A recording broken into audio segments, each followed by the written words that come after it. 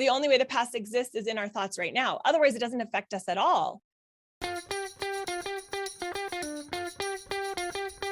Welcome to the Connect Method Parenting Podcast, where correction is out, connection is in, and your kids want to listen to you. I'm Andy Martineau, creator of Connect Method Parenting, here to help you stay calm, confident, and connected no matter what. If you're anything like me, you and a lot of moms, I find this to be true with a lot of moms. That's why I'm bringing it up today. It's about how we perceive failure. So I'm going to start by showing you a book that is called The Sorry Plane. And the thing that I love about this book, it's just a little children's book. Totally recommend it. The thing that I love about it is it feeds right into what we're talking today about this idea of failure, this idea of forgiving ourselves and our kids and understanding how this whole process works. This is a really cute book about a little girl who's having a hard time saying sorry for something she did. And the way that the mother leaves space for her to take the time she needs to say sorry. And for a lot of us, when our kids do something that we're not super proud of, or it makes us feel embarrassed, or we start judging ourselves, oh my gosh, they shouldn't have done that, then we tend to want to, at least part of us will creep in and part of us will want them to just say sorry, say the right thing, help make the situation better. But I love the way it shows that a parent giving space for a child to get to the place where they're ready to say sorry. And the reason this is perfect, it's like a different way of looking at what we're talking about today, beating ourselves up, saying sorry to ourselves as we fail, thinking about what failure even is good for us as parents, for us as humans, that sometimes we need to give ourselves space to be prepared, to be ready to say sorry to either another human or to ourselves. I find it's much harder for me to forgive myself, to look at something I've done, whether I accidentally yelled at the kids. I know better in my brain, I shouldn't be that frustrated about this. They're kids. Especially I look back on things and I'm, whoa, what were you thinking? And to pause and to say, sometimes I am going to be a human. A lot of times I'm going to be a human and I'm going to mess up. And giving myself permission to be wherever I am in the moment, to feel whatever I'm feeling in the moment and be okay with that, and not judge myself, so that I can get to the place where I can say sorry to myself for being so mean to myself, where I can forgive myself for not understanding in the moment that I could have done a better thing, to really give myself the grace. And as we move forward, and as we do this deep dive, and I'm going to really encourage you to go all in on yourself and on your kids and on your parenting, and to really constrain down to something, to just a few goals that you're going to work on. It's going to bring up stuff, because anytime our goal becomes closer to us, it becomes more real. The possibility of failure becomes more real. And so it's going to bring up the stuff that's inside of us, those limiting beliefs. So we're going to practice forgiving ourselves, and we're going to just look at what does it mean to fail? What is failure?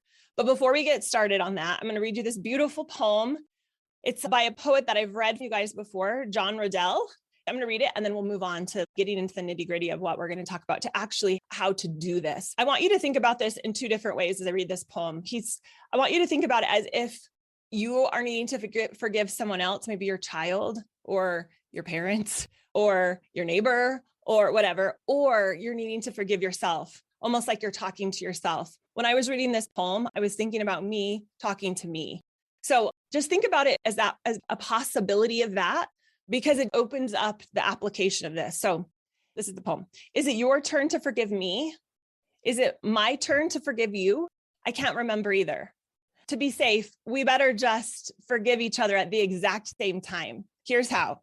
We will hold hands so that your wrist presses right up against mine. And now we wait until our pulses match each other.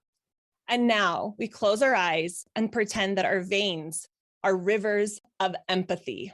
And now the seasons are changing. And now the mountains are melting. And now the water is rising. And now the rivers are growing together. And now the barren space we let grow between us is being flooded with stretching vineyards. And now exotic wildflowers are growing everywhere, everywhere, everywhere, everywhere. And now all we know is an ocean.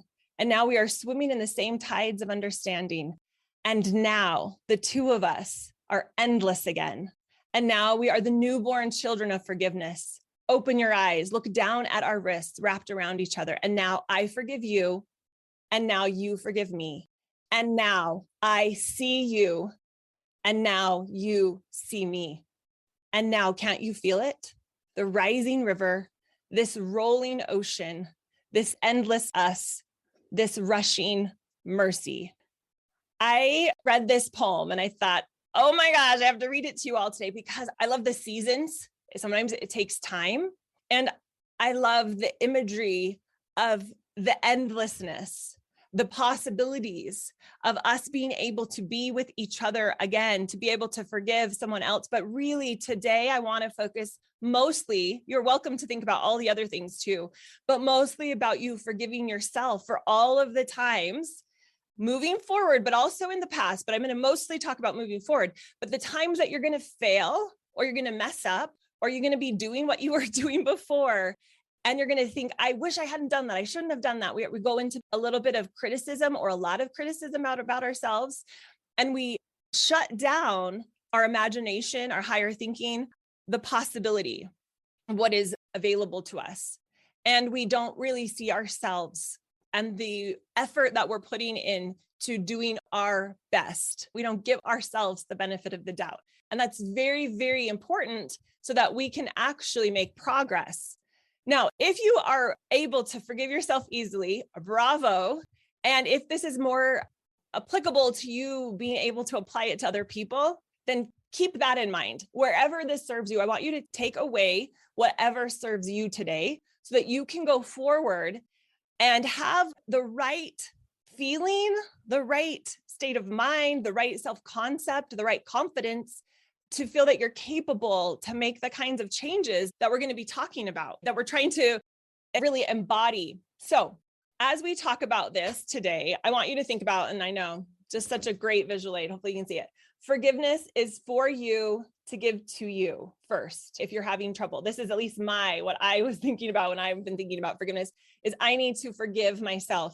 Now I need to allow myself to think about things differently so that I can move forward. If I mess up, if I yell, if I get really irritated that nobody helped me clean up the dishes or that I go walk into the kids' rooms and it's like a disaster or whatever the case is, and then maybe it escalates into something that 10 minutes later, I did it again. I lost my cool. I didn't come with empathy and compassion. I didn't ask them in a way. I didn't see them, right? Because when we're not forgiving ourselves, when we're judging, really, which is the opposite of forgiving, opposite of giving the benefit of the doubt, then we're not seeing the other person. So today we're going to talk about this. It's going to set us up in a way that's going to make it so much easier for us to be successful as we go through this parenting journey, this implementing of connect method parenting, because you're not going to get it right the first time. Your brain is going to know better. And your default subconscious thinking is going to be still driving the train, and you're going to fall back into old ways. And to learn the art of being gentle and being compassionate with yourself is going to move the ball forward, move the train in the right direction so much faster. So Nelson Mandela once said, I never lose. I either win or learn. And I absolutely love that idea, right? If we can encompass that, if we can embody that, then as we go through the parenting journey, as we set our goals and as we move towards them, and as all the stuff comes up, if we practice the art of being gentle, of not losing, of either winning or learning, wow, we're going to definitely be able to move forward faster. C.S. Lewis said it a different way. He said there are far better things ahead than anything we leave behind. So I love that take on it too. And then one of my personal favorites is Viktor Frankl. He was in the concentration camps. If you haven't read his book, it's called Man's Search for Meaning. Absolutely recommend it. So powerful, his story. But his words are, everything can be taken from a man, but one thing, the last of the human freedoms, to choose one's attitude in any given set of circumstances, to choose one's own way. So I love this idea of challenging what failure even is.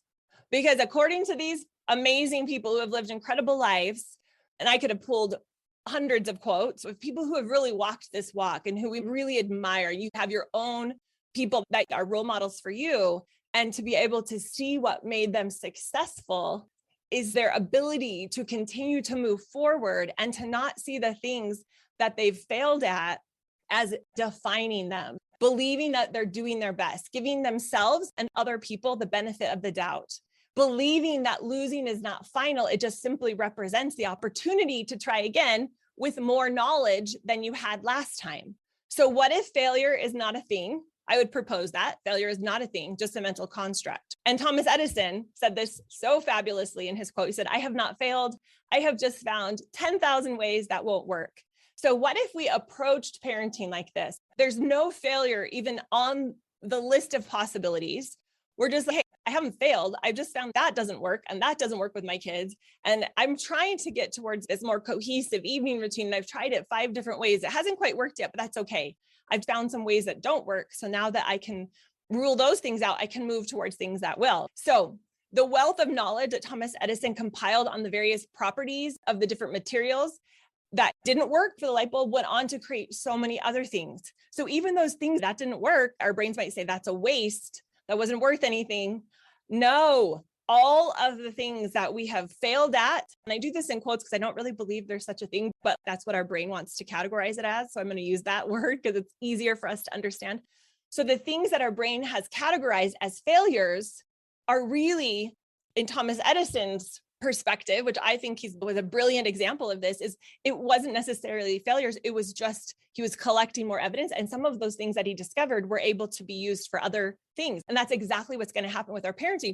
We're going to find things that don't work, but the things we learn when we fail trying to figure out bedtime, when we can't get all the kids to listen to us to get out the door, the things that we are able to gather, the things that we're able to learn as we do those things, we will be able to transfer those to other parts of our life. So one final quote, I went quote happy today as I was thinking about this today, but there's a woman named Bell Hooks is her name. She was a feminist and an activist. She had this quote that I thought was so powerful. She said, "Contrary to what we may have been taught to think, unnecessary and unchosen suffering wounds need not scar us for life." Now, okay, I pause here. There's more to the quote. I'm going to continue, but I pause here because there might be some of you that have things that have happened in your past that really impacting the way you're able to show up in the world. We all have different layers of stories, experiences, things, the way we were raised, the culture we were raised in that have brought us to this point we are now. Some of them we might feel are things that we suffered. They're hardships, they're heavy. Some are great, beautiful things that we're so happy to carry with us. Now, if there's some stuff that, oh, this feels heavy, even if it was yesterday, I really failed at this thing with my kids. I yelled at them, or I was really impatient with them, or I beat myself up so badly for not being more present with them, or whatever the case is. Those things impact us.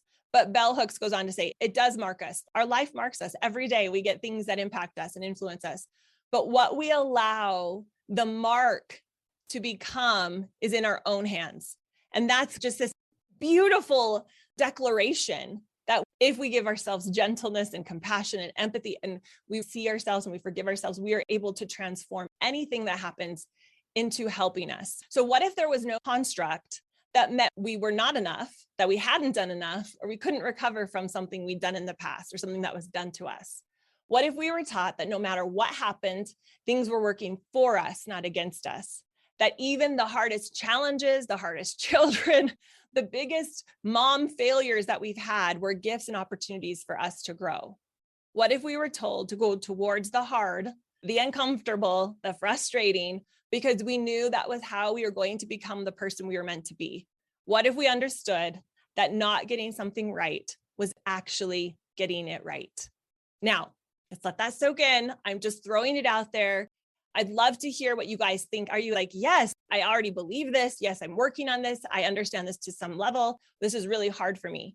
I didn't actually realize how hard I was being on myself. I thought I was just being a normal human, which in some ways that is true.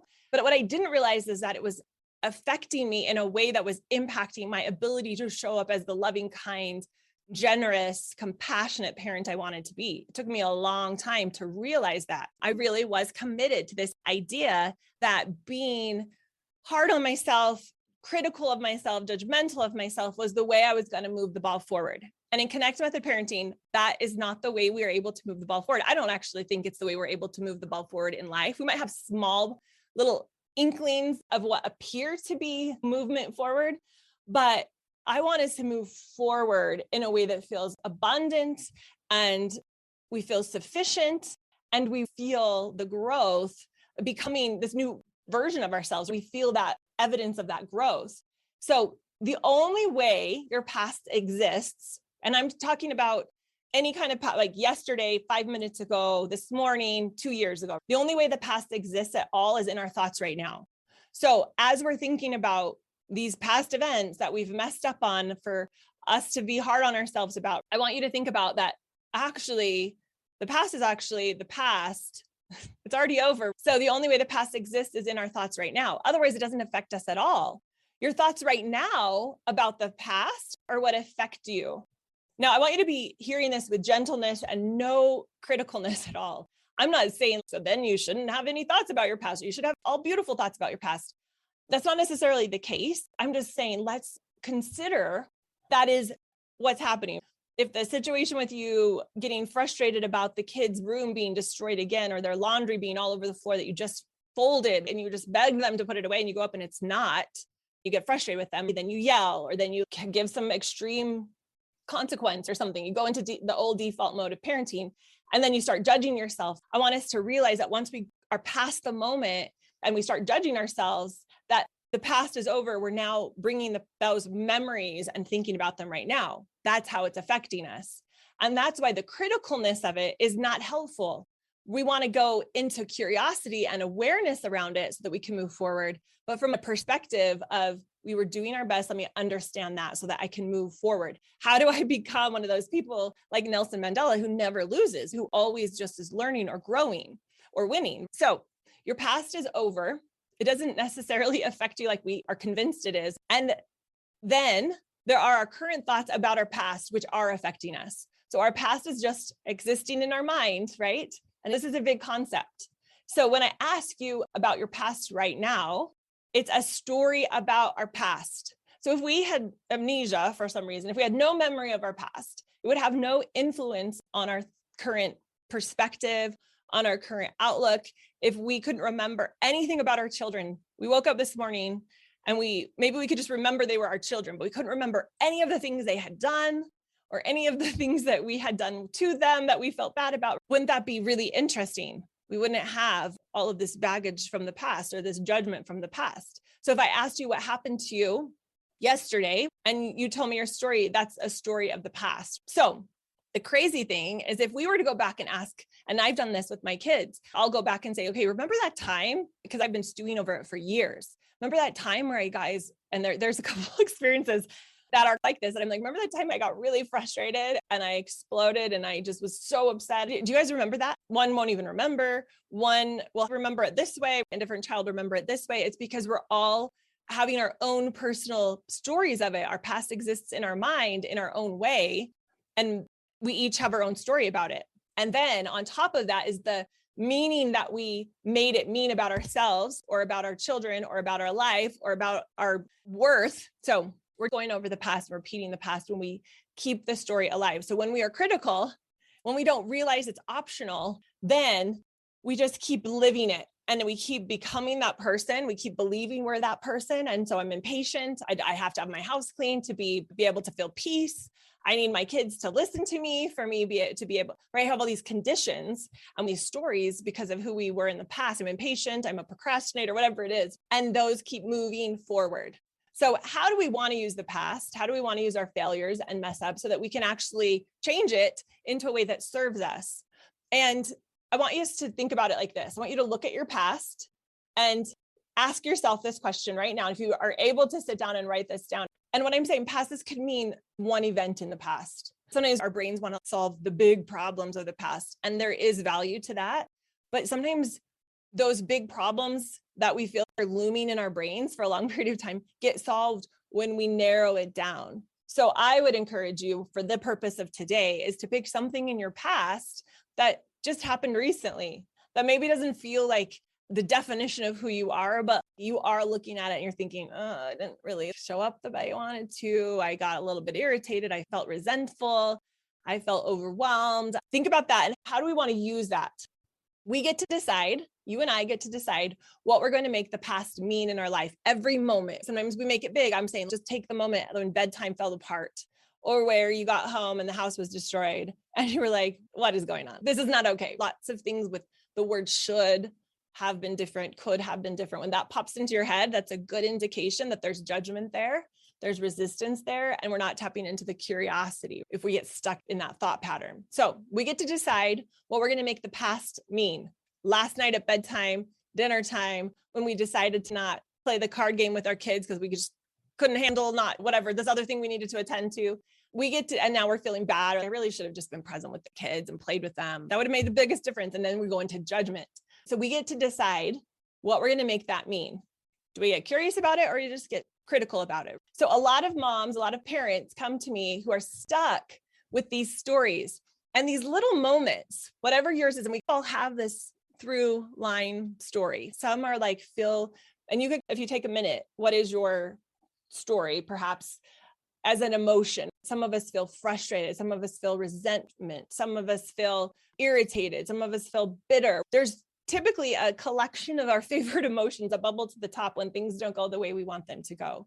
So I want us to just look at those. And I would love for us to change into a awareness to be thinking about, let me find those emotions. And when they bubble up, that's my cue. That's my trigger. Instead of my trigger to get frustrated and to believe them, to believe the stories that come along with them, that's my trigger to get curious. That's my trigger to pause, because whatever comes out of this emotion of negativity, this frustration, this irritation, those emotions will fuel certain types of actions. So if we can notice those emotions of frustration and irritation, I'm getting really irritated, really frustrated. The kids aren't listening to me right now. They're fighting again in the other room. The house is a mess. My toddler's having a tantrum, whatever it is for you that day. When we can start to say, when I feel that emotion, we can teach our brain, when you feel this emotion of frustration, that's your cue to get curious, to get inquisitive, to become a scientist, trying to get more awareness about the situation. As we get better at that, as we reteach our brain what that emotion means, now it's not a negative thing. Now it's not I failed. Now it's not I'm a terrible mom or I'm inconsistent or impatient. It's, oh, now I'm learning. This is my trigger. This is my lesson today.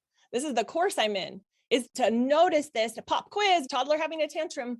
That's one of my triggers. Let me use that trigger to trigger me into curiosity so I can learn and grow more from this course that my toddler is teaching us. I really believe parenting is a master's in patience and love and compassion and empathy and understanding and seeing people for who they are.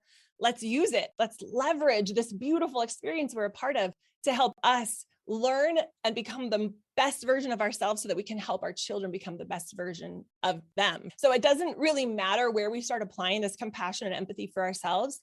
Whenever you can start doing it, then things start to shift. One of the hacks, I've said this many times, but it was super helpful for me. One of the hacks I had was I would literally write on a 3x5 card things I wanted to think or say or do when certain things happen. Because my brain, if I started having the frustration or the irritation or the resentment bubble up, my thinking brain was going offline. So all I could really get myself to do was think, oh, pull the card out of your back pocket and read it. I was always experimenting to see what would happen.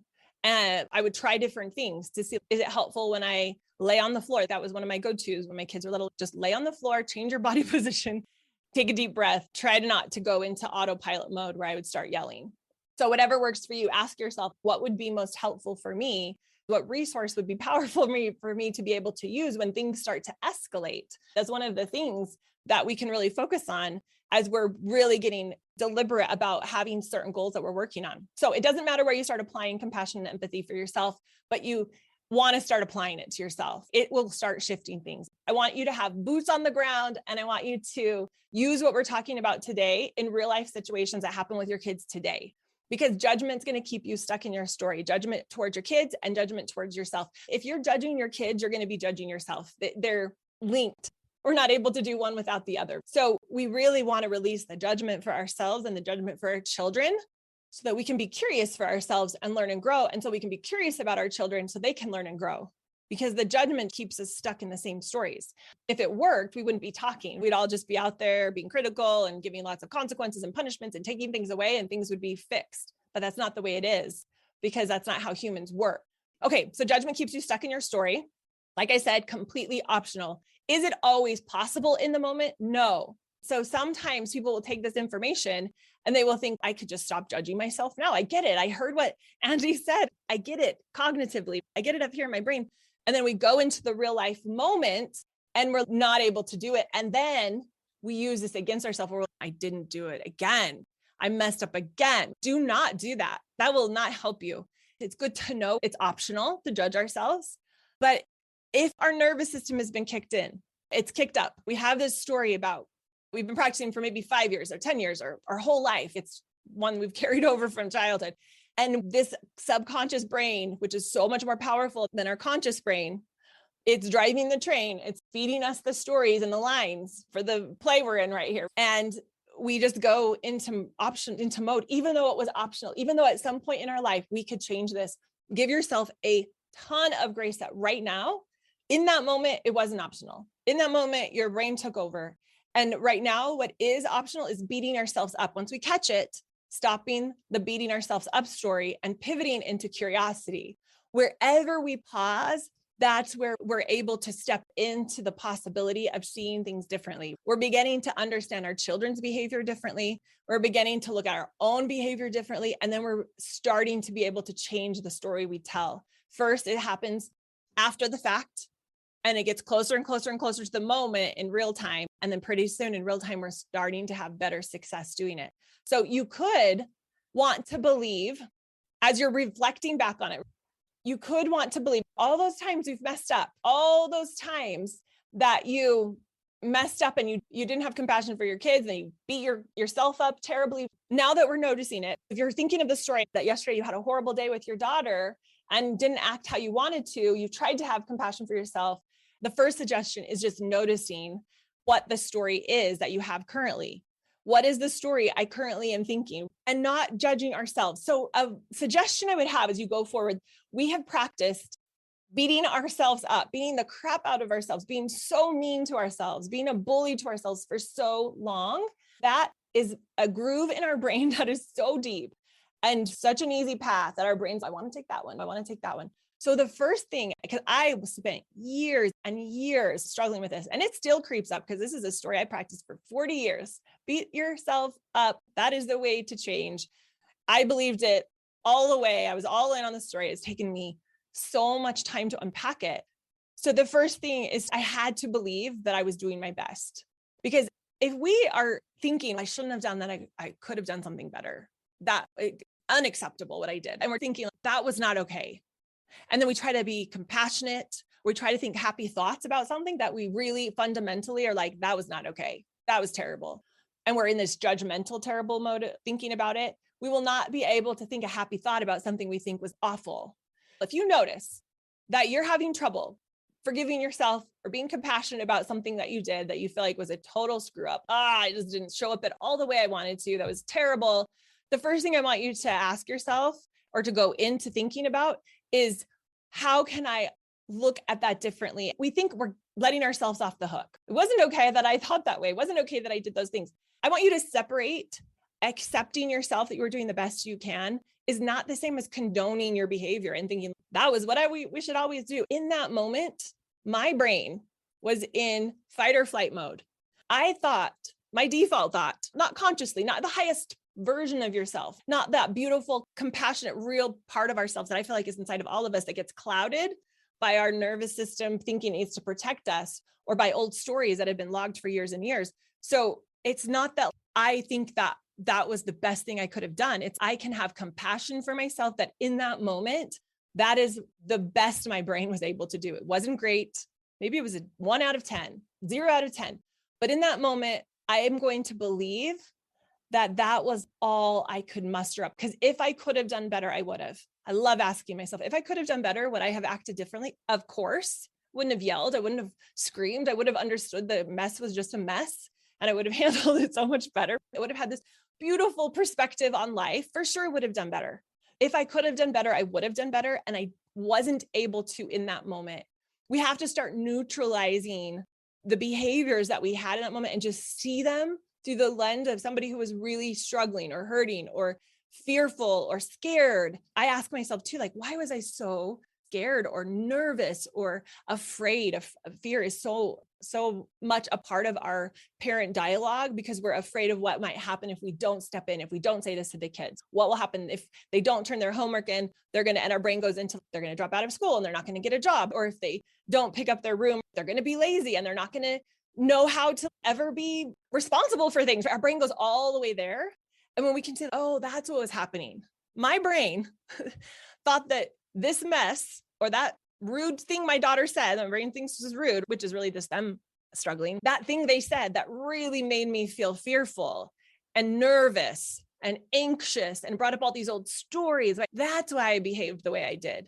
So we're not signing off and condoning it. We're just saying, I understand it. I have empathy for myself. I can stop judging myself, because if I could have done better, I would have. If I could have been kind, I would have. So you want to believe in the possibility that if you could have, you would have done better. And then when we open our mind up to that, we're able to go mining for that evidence. When we can't even get past the idea that should have done better, that was terrible, I can't even believe I did it, I'm a terrible mom, I'm impatient, I'm never going to get better at this, stuck, this is it, ruined my kids, I'm going to have so many parent regrets. When we're stuck in that mindset, there's no way we're going to move ourselves to a different place. All our brain is doing is, okay, let's collect all the evidence for how you're a terrible person and you're not a great mom and your child's not doing well either. It's like heaps of evidence. But if we can pause that and go into this place of curiosity, we get to mine for evidence that maybe we were just really struggling. We were just doing our best. Why was that? And I'll ask myself, why was I struggling? What was I afraid of? And then my brain will help me see that. And then I can drop into compassion and empathy. My story was that my mom never would have let me talk to her that way or ever allowed me to do that. What's wrong with me? What's wrong with my daughter? These are the stories. These were my stories before I yelled at her and lost it with her. Yes. So understanding ourselves. I feel like parenting is about understanding our stories. I would even ask, okay, that's so interesting. Is there more there? Why is it important that she doesn't talk to me that way? And how did that feel? Dive more into the story. Is there really something wrong with your daughter? I would say your daughter's struggling. Think about what's going on for her in her life. And it could be something that's recent that's been happening, or it could be a long time story that she's been struggling with. And how do I show up? Her words are just information for us to process, just information. Oh, she's struggling. It's when we believe that her words have anything to do with us, or this idea, which was so much a part of my story. I can't allow you to talk to me like that because you're going to disrespect me. I can't be disrespected. This is not what this is about at all. This is about her really struggling, her really hurting, her not understanding something. And when we can stay out of taking it personally, which is tricky, I'm not saying now we're just going to be able to do it, but to consider, what if we can't be disrespected? What if we can't be offended? We get to create that for ourselves. And when we do that, then we get to pull it into ourselves and then push back empathy and compassion. And we might still set a limit. Say, we can't say those words to other people in our house. You might still have that limit. It's not like we go passive, but when we set the limit, we're not coming from, you can't say that to me. That's not kind. Even if we don't say it like that, we're not coming from a place of being offended or being talked to in a way that's disrespectful. We're just coming from a place of, oh, this is what's happening. Oh, and I might need to set the limit. So it's not about her, it's about us. The more we can understand our triggers, what is it bringing up for me, so that I can reflect what I want back, which empowers us. When we drop into this, you guys, we not only get to have more compassion for ourselves, we get to have more compassion for our children. We are so much more empowered to be able to set the parameters and rules that we want in our house, but not from a place of control. We got to do this so our children don't go crazy. It's, I'm here to serve my children. And we get to stay in a place of service when we are staying in a place of compassion for ourselves and for them. You don't have to take all of the stories that we've been believing about our past or about our kids into our brains permanently. We get to sort them out. We get to think about them. So if you find out what you're thinking about, if we get brave enough, which is hard, sometimes our brains does not want to go into, why am I getting offended? And what does this mean about me? And what's my story? It just loves to keep it on the surface and just make it be about them being rude and us deserving to be treated better, or them being irresponsible and lazy and whatever, and us being right. Our brain wants to keep it there. But if we drop down and get vulnerable about this, we can start to release this, because we don't have to continue to believe. If we find out what we're thinking about and we ask ourselves why, and we don't make it mean anything about ourselves other than, hey, that's just my story. And that's what my brain feels safe to think about, is to protect myself when my child is saying unkind things to me, or to make sure my house is clean so that I feel this certain way about myself, like I'm successful, or to not let my child have a tantrum or be unkind to whatever it is that we're trying to protect and create from a place of control. We get to release that when we come with compassion. We get to decide what we want to bring into the future. And here's the best news. You get to leave behind anything you don't want to bring with you. It's over. It has no power over you. Once we get conscious of it, once we become aware of it, we can release it forever and move on. So if we notice that anything is causing us pain, is causing us suffering, is causing us frustration or irritation, it's because there's a story that we're telling about it. And we might want to glean some really good insights about it, so that we can change the story and move forward in a different way and know how to deal with that situation in a more powerful way. But we are in control once we start to notice this, of what we want to bring forward. And I would say anytime we have those negative emotions, as my brain is now programmed most of the time to look at it and say, wow, where's that coming from? Let's dive deeper on that. Let's look for more understanding. The more we understand, the more we're able to create from a place of compassion. The more we are cloudy and we're not sure what's going on, the more we stay in a place of judgment and comparison and fear. So to sum it up, you may not be able to change what happened yesterday. You can't, right? But we get to change what it means to us now. So there is no work that has had a bigger influence on me than me changing the story of my past, changing what it means and how I want to focus on it moving forward. It's life-changing. So I highly encourage you to do this practice. So here's what I'm going to take you through for the last 15 minutes of our call. I want you to think about something that's happened. The more constrained you can, the more specific you can be with this situation, the better right now. Your brain's going to want to stay vague and broad, and that's not going to serve you as much as if you can say, last night I flipped out when I walked into my kids' rooms. And maybe you said something to them, maybe you didn't, but you're like, I was so mad. And then I beat myself up because I thought that was stupid. I shouldn't have been that mad at that. I could have done something different, whatever. Think of the one thing that's happened recently. My child was just complaining. After 10 minutes, I lost it. I said, stop complaining. And then that negative emotion came up. I was judging them. And then I thought that was not how I wanted to handle that. And it didn't help. It made those situations worse because now we're mirroring each other. So pick one thing that has recently happened that has caused you judgment or fear or frustration, where you've started judging yourself about it. Something happened, you acted in a way that you're like, I didn't like that. Sum it up in one sentence. One sentence. What was it? Without any filtering, whatever it is. I yelled when the kids didn't pick up their clothes. I'm irritated that I can't get my act together at bedtime. Evenings are terrible. I yelled when my daughter was throwing a fit about her math. I was so mad to see all the books on the floor again. So I yelled at them and told them I was going to take away all their things and put it in the donate pile if they did not pick it up. So being honest and not being judgmental about it. This is what's happened. Now, how do you want to define it? We're looking back and we have this judgment about ourselves. I'm not doing a very good job, or I'm messed up again, or I'm just not getting this right. So how do we want to define it? One event, so specific. This allows our brains to pay attention first to move something. Okay, how do we want to define it? I'm constantly learning and growing. That is beautiful. I love that one. I'm constantly learning and growing. Instead of looking back and being like, oh my gosh, I'm such a disaster of a mom. I can't believe I did that again. I'm so impatient. I'm learning. I'm seeing this. Bravo. You're seeing something. You're noticing it. We're getting curious about it. What if our belief about ourselves was, oh, I'm constantly learning and growing. I'm not seeing it from a place of criticism or frustration.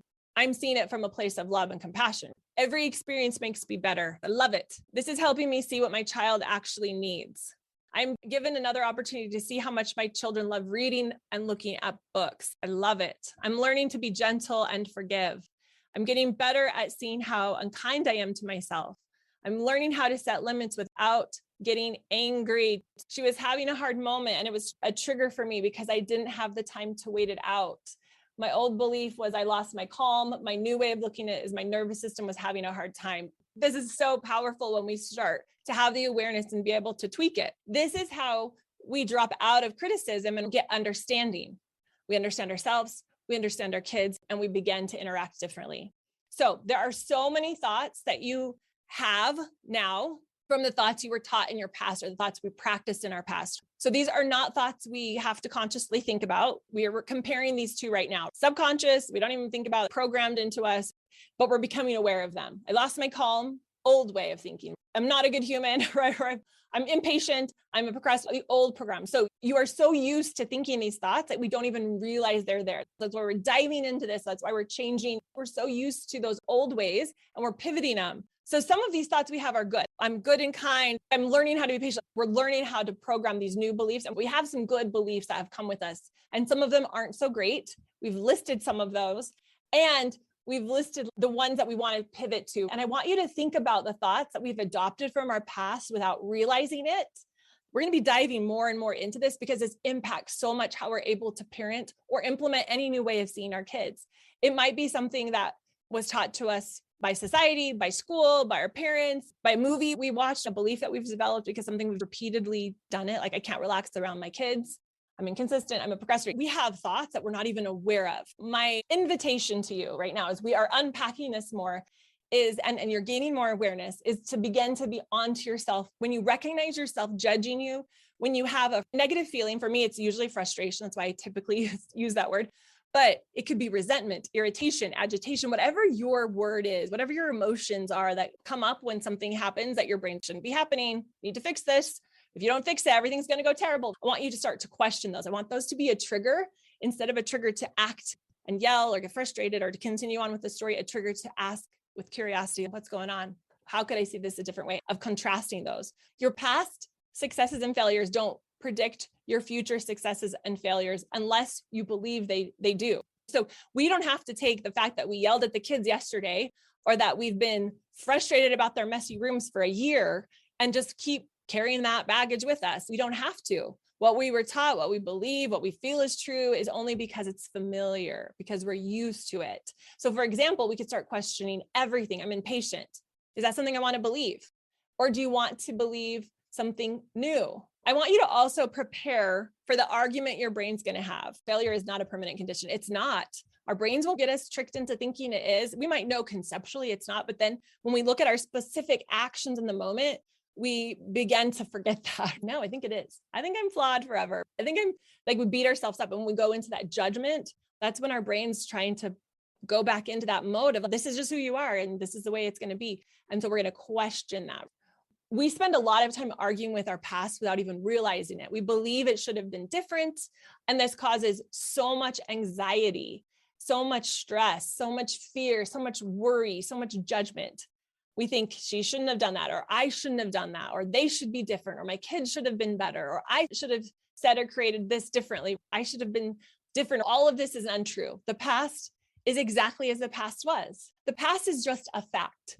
There is so much power in understanding the difference between the facts and the stories. When we state the past in a factual way, we realize that it literally couldn't be different. It's just the facts. I said this, they said this is what happened. It's just the facts. Every argument with your past pretends it can win, but it never can. The past is just a fact.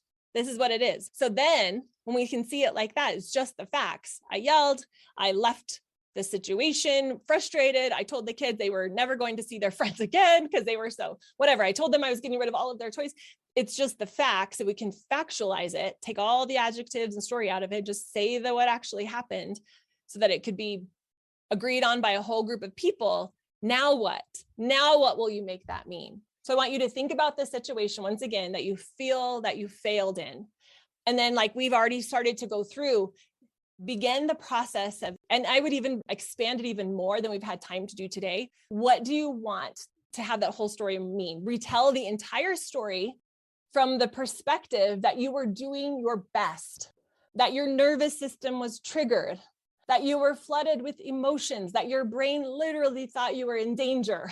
Something was terribly wrong, even though it was just a few items of clothes on the floor or words that somebody said. I want you to retell the whole story with compassion.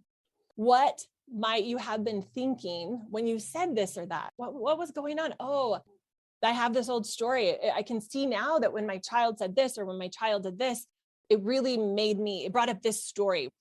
Take it to the next level by going into what was the situation, just the facts. The S line would just be the facts. It'd be the same in both models. And then you would do your original thought in the moment and go through all that model for understanding, to have so much compassion for yourself, and then retell it with the awareness, with the understanding of compassion through the lens of compassion, and see what that is like as you reflect back on it. As you look at it from that perspective, I was doing my best. I'd love you to have both, because the awareness it will create for you is next to none. It will just really release some of those stories. I don't want you to rely on your past for your identity. We've got to rely on our future. Take the knowledge you need from your past, the things that we've learned, and leave the rest. So yes, all of our shoulds are really good triggers. When they come up, that's a really good awareness that there's a story there of judgment, and we want to release all of those. We're going to tell the story in 2 different ways. We're going to notice when we think something went wrong. We're going to rewrite it. Notice yours, I should have done this differently. And we're going to reframe it and find any place in your life where you have judgment and retell the story. You can change your future without feeling judged about your past. So we're going to break down the story to, he said something, I said something. He said this, I cried. I said this, they cried. Notice all of the ways you feel in the details and how painful they become. They're not needed. I really encourage all of you guys to do this week, to zero in on a specific situation and unpack it and see if you can retell it through the lens of compassion.